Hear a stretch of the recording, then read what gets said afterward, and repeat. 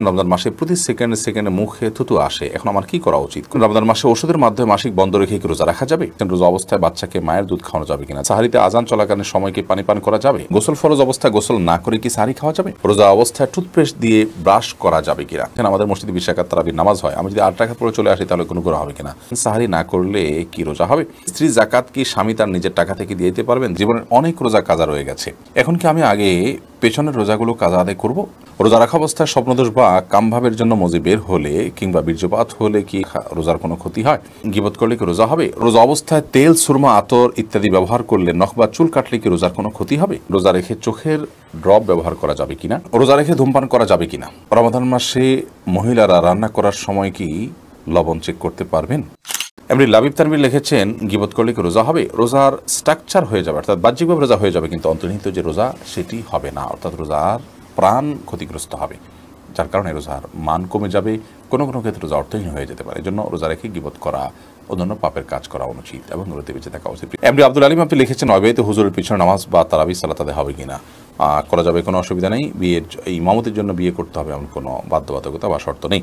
অমিত ইসলাম আপনি লিখেছেন, রোজা রেখে চোখের ড্রপ ব্যবহার করা যাবে কিনা? এই বিষয়ে চোখ, কান এবং নাক, এই 3টা ড্রপ বিষয়ে বিস্তারিত আমরা কথা বলেছি, একটু দেখে নেওয়ার চেষ্টা করবেন। চোখের ড্রপ দেওয়া যাবে, অন্য দুটির মধ্যে একটা দেওয়া যাবে না, আর একটা সংশয়পূর্ণ, যার কারণে সেটা অ্যাভয়েড করা উত্তম। ইফতেখার ইমন লিখেছেন, আমাদের মসজিদে 20 রাকাত তারাবির নামাজ হয়, আমি যদি 8 রাকাত পরে চলে আসি তাহলে কোনো গুনাহ হবে কিনা? গুনাহ হবে না, কিন্তু নবী করিম সাল্লাল্লাহু আলাইহি ওয়াসাল্লাম বলেছেন, মান কামা মাআল ইমাম হাত্তা ইয়ানসিরিফ, যে ব্যক্তি ইমামের সঙ্গে নামাজ পড়ে এবং ইমাম যাওয়া পর্যন্ত অপেক্ষা করে, কুতিবা লাহু কিয়ামুল লাইল, তার জন্য রাত জেগে ইবাদতের সওয়াব লেখা হয়। তিরমিজি হাদিসটি বর্ণিত হয়েছে, যার কারণে আপনি এই সওয়াব থেকে বঞ্চিত হবেন, বিশাল বড় সওয়াব থেকে বঞ্চিত হবেন। এই জন্য আপনাকে পুরো নামাজ শেষ করে আসা উচিত। 8 রাকাত পড়ে যদি আপনি চলে আসেন, এই সওয়াবটা আপনার হবে না। শাহাবুদ্দিন শিকদার আপনি লিখেছেন, সাহারি না করলে কি রোজা হবে? সাহারি যদি আপনি না করেন তাতে রোজা হয়ে যাবে, আমি শুরুতে বলেছি। বেলাল হোসেন আপনি লিখেছেন, জীবনের অনেক রোজা কাজা রয়ে গেছে, এখন কি আমি আগে পেছনের রোজাগুলো কাজা আদায় করব, নাকি এই রমজানের রোজাগুলো আগে রাখবো? দেখুন, জীবনের যদি অনেক রোজা আপনার কাজা হয়ে থাকে ইতিপূর্বে, তাহলে সেক্ষেত্রে সে রোজাগুলো এই রমজানের আগে আগে আপনার রেখে ফেলা উচিত ছিল, কর্তব্য ছিল। এখন তো রমাদান চলেই এসেছে, অতএব এই রমাদানের রোজাগুলো আপনাকে রাখতে হবে। এই রমজান শেষ হওয়ার সঙ্গে সঙ্গেই আপনি বিলম্ব না করে বিগত বছরের, বিগত জীবনের যে রোজাগুলো আপনার কাজা হয়েছে সেগুলো রেখে ফেলার চেষ্টা আপনাকে অব্যাহত রাখতে হবে। রোজা অবস্থায় তেল, সুরমা, আতর ইত্যাদি ব্যবহার করলে, নখ বা চুল কাটলে কি রোজার কোনো ক্ষতি হবে? রমাদান মাসে রোজা অবস্থায় তেল, সুরমা, আতর এগুলো ব্যবহার করলে রোজার কোনো ক্ষতি হবে না। ঠিক একইভাবে চুল, নখ ইত্যাদি কাটলেও সিয়ামের কোনো ক্ষতি হবে না, কারণ এগুলোর কোনোটাই খাদ্য কিংবা খাদ্যের সাথে সাদৃশ্যপূর্ণ কোনো বিষয় নয়। যদি আপনি রোজা রেখে খাদ্য গ্রহণ করেন, পানীয় গ্রহণ করেন, কিংবা খাদ্য বা পানীয়ের কাজ দেয় বা এটার সাথে সাদৃশ্য হয়, এরকম কোনো কিছু আপনি করেন, তাহলে সেক্ষেত্রে সেটি সিয়াম ভঙ্গের কারণ হবে। আর রোজা রেখে একজন মানুষ যদি তেল ব্যবহার করেন, সুরমা ব্যবহার করেন, আতর ব্যবহার করেন, কিংবা চলবা নখ কাটেন, তাতে না সেটা খাদ্যের কোনো কাজ দেয়, না পানীয়ের কোনো কাজ দেয়, না তার সাথে কোনো এর সরাসরি কোনো সম্পৃক্ততা বা সাদৃশ্য আছে, বিধায় এগুলো করলে সিয়াম ভঙ্গ হবে না, রোজা ভঙ্গ হবে না, কোনো অসুবিধা নেই। এর পরের প্রশ্ন হলো, রমাদান মাসে মহিলারা রান্না করার সময় কি লবণ চেক করতে পারবেন? আমাদের মা বোনরা রমাদান মাসে রান্না করতে গিয়ে, বা যে কোনো পুরুষও রান্না করতে গিয়ে যদি তরকারির লবণ চেক করতে হয়, স্বাদ চেক করতে হয়, তাহলে সেক্ষেত্রে সেটি তার জন্য জায়েজ হবে, যদি এই চেকটা হয় জিহ্বা দিয়ে এবং চেক করে সাথে সাথে আবার থুতুর মাধ্যমে তিনি সেটাকে পরিষ্কার করে ফেলে দেন, অর্থাৎ গলদকরণ না করে না গেলেন, তাহলে সেক্ষেত্রে সেটি জায়েজ হবে। যদিও এটা অ্যাভয়েড করতে পারলে সেটা বেটার এবং উত্তম। যদি কারোর সন্দেহ হয় যে রান্নাটা ঠিকমতো হলো কি হলো না, মানুষ খেতে পারবে কি পারবে না, লবণ হলো কি হলো না, কম বা বেশি হলো কি না, তাহলে সেক্ষেত্রে তিনি পরখ করতে পারবেন, তবে জিহ্বার আগায় নিয়ে সেটাকে আবার খুব ভালোভাবে থুতুর সাথে ফেলে দেওয়ার চেষ্টা তাকে করতে হবে, তিনি ফেলে দিতে হবে। এর মাধ্যমে ইনশাআল্লাহ তাআলা তার এই চেক করাটা জায়েজ হবে। তবে যাদের মোটামুটি অনুমান হয়ে গেছে, আন্দাজ হয়ে গেছে, খুব একটা প্রয়োজন হয় না, তারা এটা অ্যাভয়েড করতে পারলে অবশ্যই বেটার এবং ভালো। নাহার পারভিন আপনি লিখেছেন, জাকাতের টাকা থেকে কি এতিমখানা দান করা যাবে? যাবে। এতিমখানায় এতিম গরিব বাচ্চা যারা জাকাতের হকদার আছে তাদেরকে জাকাতের টাকা দিতে পারেন, ওই ফান্ডে তাদের খরচ বহন করা হবে। আলী কদর লিখেছেন, রোজা রেখে ফোনে কথা বলা যাবে কিনা? যাবে। খুব অতিরিক্ত কথা, অপ্রয়োজনীয় কথা বলা রোজার সাথে যায় না, কিন্তু প্রয়োজনীয় কথা তো বলতেই পারেন। রোজা রাখা অবস্থায় স্বপ্নদোষ বা কামভাবের জন্য মজি বের হলে কিংবা বীর্যপাত হলে কি রোজার কোনো ক্ষতি হয়? রোজার মধ্যে কামভাবের কারণে যদি কারোর মজি বের হয়, যেটাকে আঠালো কিছুটা আঠালো পানির মতো যে পদার্থ সেটা যদি বের হয়, তাহলে সেক্ষেত্রে তার ফলশ্রুতিতে রোজা ভঙ্গ হবে না। বীর্যপাত যদি হয় এবং সে বীর্যপাত যদি হয় উত্তেজনার সাথে, তাহলে সেক্ষেত্রে সেটি রোজা ভঙ্গের কারণ হবে, সেটি হস্তমৈথুনের মাধ্যমে হোক বা অন্য কোনো কামভাবের কারণে, কোনো যৌন বিষয়ক চিন্তাভাবনার কারণে বা এ জাতীয় কোনো আচরণের কারণে যদি আপনার কামভাবের সাথে উত্তেজনার সাথে যদি বীর্যপাত হয়, তাহলে তার ফলে রোজা ভঙ্গ হবে। আর যদি কারোর অসুস্থতার কারণে বীর্যপাত হয়, শারীরিক কোনো দুর্বলতার কারণে অথবা স্বপ্নদোষের কারণে, তাহলে তার কারণে রোজা ভঙ্গ হবে না। তবে মজি যেটা কিছুটা আঠালো পানির মতো, সেটি বের হওয়ার ফলে, যেটা বীর্য নয়, শুভ্র সাদা নয়, সেটি বের হওয়ার ফলে রোজা ভঙ্গ হবে না। তবে সেটি বের হলে অজু ভঙ্গ হবে। তবে রোজা রেখে আপনার মজি বের হতে পারে এরকম কোনো চিন্তা ভাবনা, কল্পনা বা আচরণ থেকে বিরত থাকা উচিত, সিয়ামের যে মৌলিক লক্ষ্য আছে সেই লক্ষ্য সাধনের স্বার্থে এবং প্রয়োজনে। এবার শাহরিয়ার ইসলাম লিখেছেন, রমজানে গোসলের সময় যদি কানের ভেতর পানি প্রবেশ করে তাহলে কি রোজার কোনো সমস্যা হবে? সামান্য পানি যদি কানের ভিতর যায় এবং সেটা যদি আপনি ঝেড়ে ফেলে দিতে পারেন, শেষ যদি আপনার থাকে, তাহলে ইনশাআল্লাহ রোজা হয়ে যাবে, রোজার ক্ষতি হবে না। তানজিনা আপনি লিখেছেন, রোজা রাখা অবস্থায় পিরিয়ড হয়ে গেলে করণীয় কি? পিরিয়ড যদি হয়ে যায় তাহলে ওই দিনের যে সিয়ামটা আছে, ওই সিয়ামটা আপনাকে পরবর্তীতে রমজানের পর রেখে দিতে হবে। আর পিরিয়ড হয়ে গেছে, এখন আপনি অন্য রোজাদার সামনে আপনি খাদ্য গ্রহণ ইত্যাদি থেকে বঞ্চিত থাকবেন এবং ওইভাবে পার করবেন। মাজিদুর রহমান আপনি লিখেছেন, ইনসুলিন বা ইনজেকশন নিলে কি রোজা ভেঙে যায়?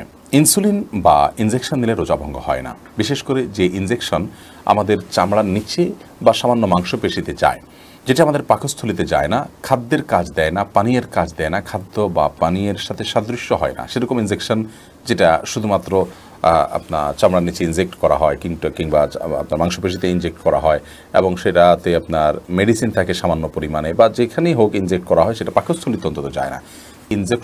ইনজেকশন এবং আপনার ইনসুলিন এগুলোর কারণে রোজা ভঙ্গ হবে না। এটাই বিশুদ্ধতর মত এবং সংখ্যাগরিষ্ঠ উলামা ইকরাম, আরব, আজম সবারই মত বলতে গেলে। সেই হিসাবে টিকাও এটা রোজা ভঙ্গের কারণ না। টিকা নিলেও রোজা আপনি থাকবে আপনার রোজা। তবে যেই ইনজেকশন আপনার খাদ্য বা পানীয়ের কাজে, ধরুন গ্লুকোজ আছে, এরকম গ্লুকোজের যে স্যালাইন আছে যদি আপনি গ্রহণ করেন, তাহলে তার ফলে রোজা ভঙ্গ হয়ে যাবে, কারণ এটা খাদ্য এবং পানীয়ের কাজ দিয়ে থাকে। মিলন হোসেন আপনি লিখেছেন, রোজা রেখে ধূমপান করা যাবে কিনা? অনেকে বলে থাকেন যে রোজা রাখা অবস্থায় সিগারেট খেলে রোজার কোনো ক্ষতি হয় না। এটা কি সঠিক? এটা কোনো মানুষ বলে, আমি তো এই প্রথম শুনলাম। যাই হোক, কেউ যদি বলে থাকেন সেটি নেহায়েতই ভুল। ধূমপান করলেও তার ফলে রোজা ভঙ্গ হবে, কারণ এটা পান ধোঁয়াগুলো মানুষের ভেতরে প্রবেশ করে, বিধায় এটি রোজা ভঙ্গের কারণ। রোজা অবস্থায় ধূমপান করা জায়েজ নয়, যদিও রোজা রাখা অবস্থার বাইরেও ধূমপান করা জায়েজ নয়। রোজা অবস্থায় ধূমপান করলে সেটি গুনাহও হবে, আবার রোজা ভঙ্গের কারণ হবে। যদিও সন্ধ্যার পরে কেউ ধূমপান করলে গুনাহ হবে, বাট রোজা ভঙ্গের বিষয়টি সেখানে থাকছে না। মায়ের আদর্শ ছেলে আইডি থেকে আপনি লিখেছেন, স্ত্রীর জাকাত কি স্বামী তার নিজের টাকা থেকে দিয়ে দিতে পারবেন? দিতে পারবেন। স্ত্রীর সম্পদের জাকাত স্বামী দিয়ে দিতে পারবেন। শর্ত হলো স্ত্রীকে জানিয়ে দিতে হবে, স্ত্রীর জানাশোনা থাকতে হবে। তিনি যদি জানেন যে তার স্বামী তার পক্ষ থেকে জাকাত দিয়ে আদায় করে দিচ্ছেন, তাহলে সেক্ষেত্রে তিনি নিয়ত করবেন। তার আমল যেহেতু নিয়তটা তার থাকতে হবে। স্ত্রীকে আপনি জানালেন না, আপনি তার জাকাত আদায় করে দিলেন নিজে থেকে, পরে স্ত্রীকে বললেন, এতে জাকাত আদায় হবে না। আপনি জাকাত আদায় করতে হলে স্ত্রীর জাকাত যে আদায় করছেন, স্ত্রীকে আপনি নোটিস করবেন, তিনি নিয়ত করবেন এবং আপনি তার পক্ষ থেকে আদায় করবেন, আদায় হয়ে যাবে। আর্থিক ইবাদত একজনের তরফ থেকে আরেকজন করতে পারে, তবে যার তরফ থেকে করছেন ফরজ আদায় হওয়ার জন্য তার সেটি জানা থাকবে। শামসুন নাহার স্মৃতি আপনি লিখেছেন, রোজা অবস্থায় টুথপেস্ট দিয়ে ব্রাশ করা যাবে কিনা? টুথপেস্ট বা মাজন ইত্যাদি দিয়ে, পাউডার ইত্যাদি দিয়ে দাঁত ব্রাশ করা যাবে কিনা, এ বিষয়ে আমাদের দেশের ওলামা ইকরাম বলে থাকেন এটি মাকরুহ এবং অপছন্দনীয়। রোজা হয়ে যাবে, কিন্তু একান্ত প্রয়োজন ছাড়া আপনি এটি মুখে ব্যবহার করার ফলে আপনার থুতুর সাথে অপ্রয়োজনে কিছু জিনিস আপনার পেটে যাচ্ছে, সেটা পরিমাণে কম হলেও। তো এই জন্য এটা আপনার জন্য অনুচিত এবং মাকরুহ। সাহরি খাওয়ার সাথে সাথে আপনি ফজরের আগে আগে ব্রাশ করে ফেলবেন, এরপর দিনের বেলা আপনি মেসওয়াক করবেন কিংবা খালি ব্রাশ দিয়ে আপনি দাঁত ঘষবেন বা পরিষ্কার করবেন। যদিও সৌদি আরবের স্কলারগণ এবং ওলামা ইকরাম এটিকে মাকরুহ বলেন না, তারা এটাকে জায়েজ বলেন। কিন্তু মাকরুহ হওয়াটা, অপছন্দনীয় হওয়াটাই হলো অধিকতর যুক্তিযুক্ত, কারণ টুথপেস্ট এটি আমাদের থুতুর সাথে ভেতরে চলে যায়, হোক না সেটা পরিমাণে কম। তো এটিতে একান্ত প্রয়োজন নাই, যার কারণে আপনি সারির আগে আপনি টুথপেস্ট দিয়ে ব্রাশ করেন, পরবর্তীতে খালি ব্রাশ কিংবা মেসওয়াকের অভ্যাস গড়ে তোলেন। যে দিনের বেলা আপনি খাদ্য গ্রহণ করছেন না বিধায় এটা নিয়ে খুব বেশি পেরেশান থাকারও কোনো কারণ নেই। দারুল হুদা লবি আপনি লিখেছেন রোজা অবস্থায় বাচ্চাকে মায়ের দুধ খাওয়ানো যাবে কিনা? যাবে, কোনো অসুবিধা নেই। এরপরে সাকিব হাসান আপনি লিখেছেন গোসল ফরজ অবস্থায় গোসল না করে কি সাহরি খাওয়া যাবে? যদি কারোর গোসল ফরজ হয় তাহলে গোসল ফরজ অবস্থায় যদি আপনি সাহরি খেয়ে নেন এই কারণে যে এখন গোসল করতে গেলে সাহরি খাওয়ার সময় আর থাকবে না, অথবা যে কারণেই হোক না কেন যে আমি পরে গোসল করব, তাহলে তার ফলেও সিয়াম হয়ে যাবে, কোনো অসুবিধা নেই। তবে অবশ্যই ফজরের সালাত আদায়ের প্রয়োজনে ফজরের সালাতের আগে আগেই আপনাকে ফরজ গোসল করতে হবে। কিন্তু গোসল ফরজ হওয়া অবস্থায় অর্থাৎ শরীর অপবিত্র অবস্থায় যদি কেউ খাদ্য গ্রহণ করেন এবং সাহরি খেয়ে ফেলেন বা রোজার নিয়ত করেন তাতেও রোজা হয়ে যাবে, সাহরি হয়ে যাবে, কোনো অসুবিধা নেই। যদিও গোসল করে তারপরে খেতে পারলে সেটা উত্তম, তা বলাই বাহুল্য। সোলাইমান মাহমুদ আপনি লিখেছেন সাহরিতে আজান চলাকালীন সময়কে পানি পান করা যাবে? জি না। আজান শুরু হওয়া মানে ফজর ওয়াক্তে শুরু হওয়া, তারপর আপনি খেতে পারবেন না। যদি আজানটা হয় আপনার তাহাজ্জুদের আজান তাহলে সেক্ষেত্রে খেতে পারেন। তানজিনা লিজা আপনি জানতে চেয়েছেন রমজান মাসে প্রতি সেকেন্ডে মুখে থুতু আসে, এখন আমার কি করা উচিত? কোনো অসুবিধা নেই। অনেকের খালি পেটে থাকলে থুতু আরও বেশি আসে, আবার ওই থুতুর কথা মনে যত বেশি করবেন তত বেশি আরও থুতু এসছে এটি আপনি জানতে পারবেন, আপনাকে অনেক বেশি পেরেশান করবে। এটি আপনি মাথায় নেওয়ার দরকার নেই। থুতু গিললে রোজার কোনো ক্ষতি হয় না। তবে থুতুকে একসাথ করে ইচ্ছাকৃতভাবে গেলার বদভ্যাস বা বাজে অভ্যাস যদি কারোর থাকে সেটা মাকরু হবে, তাতেও রোজা ভঙ্গ হবে না। বিধায় এটা নিয়ে অরিড হওয়ার কোনো কারণ নেই। মাইশা ইসলাম আপনি লিখেছেন রমজান মাসে ওষুধের মাধ্যমে মাসিক বন্ধ রেখে কি রোজা রাখা যাবে? এটা অনেক বোনের জিজ্ঞাসা। রমজান মাসে মাসিক বন্ধ করার জন্য ঔষধ সেবন করে যদি কেউ রোজা রাখেন তাহলে সেক্ষেত্রে সেটি তার জন্য জায়েজ হবে। শর্ত হলো সে ওষুধের মাধ্যমে কোনো বড় ধরনের তার শারীরিক ক্ষতির মুখোমুখি হওয়া বা কোনো প্রকার সাইড এফেক্টের আশঙ্কা না থাকতে হবে। যদি ওষুধ সেবন করার মাধ্যমে বড় কোনো ক্ষতি না হয় তাহলে সেক্ষেত্রে এটি গ্রহণ করে আপনি মাসিক বন্ধ রেখে সিয়াম পালন করতে পারবেন, কোনো অসুবিধা নেই। যদিও উত্তম হয় স্বাভাবিক অবস্থার উপরে ছেড়ে দেয়া, কারণ আল্লাহ রাব্বুল আলামিন যে অবস্থা রেখেছেন সে অবস্থার উপরে থাকতে পারলে বেটার। তবে হ্যাঁ, অনেকে আছে রমজানের পরে রোজাগুলো রাখাটা তাদের জন্য চ্যালেঞ্জিং হয়ে যায়, কঠিন হয়ে যায়, তাহলে সেক্ষেত্রে তারা ওষুধ সেবন করে এই রোজাগুলো রাখতে পারে, রমজান রোজাগুলো রাখতে পারবেন, কোনো অসুবিধা নেই। শর্ত হলো সাইড এফেক্ট এর মাধ্যমে বড় কোনো ক্ষতির মুখোমুখি হওয়ার আশঙ্কা না থাকতে হবে। কারণ মানুষ নিজেকে ক্ষতির মধ্যে ফেলে দিবে এরকম কোনো কাজ ইবাদত করার জন্য করার নির্দেশনা ইসলাম আমাদেরকে দেয় না। আল্লাহ রাব্বুল আলামিন মাসিকের কারণে আপনাকে রোজা রাখার তৌফিক দেননি, কিন্তু আপনার মধ্যে আক্ষেপ আছে, আপনার মধ্যে আগ্রহ আছে যে আহা আমি যদি মাসিক না হতো তাহলে রোজা রাখতাম।